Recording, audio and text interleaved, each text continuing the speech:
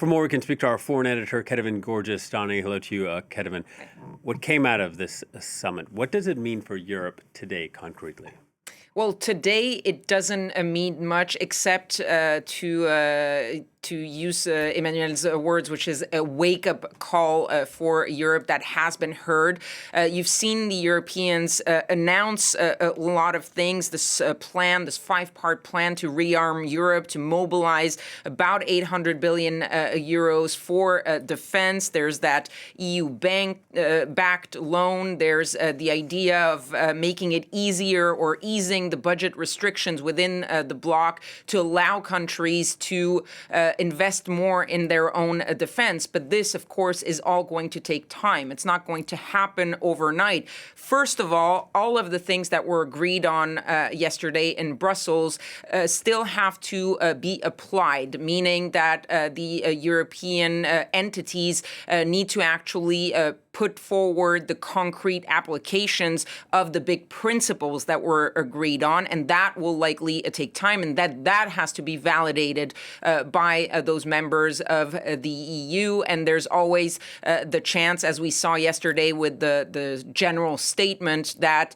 the likes of Hungary will try to block or challenge or slow down all of these decisions. So this is going to take time, and even once and if everything is actually agreed to and concretely laid out, this is something that is the sort of medium to long term, the pivot to producing your own weapons, the idea of rearming Europe. It's going to take years, possibly. And so this is not about the next day. This is about the long term. When it comes to Europe helping Ukraine, it's sort of the same thing. It was very symbolic and very crucial for Ukraine to see that Europe was almost united in continuing their support for Ukraine, but there were no concrete announcements of more aid coming from Europe, even though Europe has already allocated a lot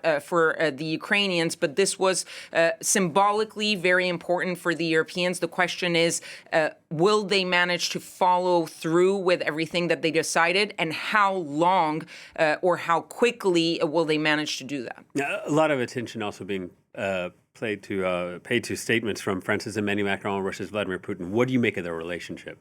Look, there's been a sort of tit for tat between the two leaders. It sort of started with Emmanuel Macron's speech on Wednesday, where he really went after the Russians, saying that Russia was a threat to France and to Europe, that Russia was testing European limits, that no one could take Russia at its word, and that no one could believe that Russia would stop at Ukraine. So really gone are the days of Emmanuel Macron saying he wanted to talk to Vladimir Putin. Right now, it's about really casting Russia as the threat to explain why Europe has to rearm and has to be stronger.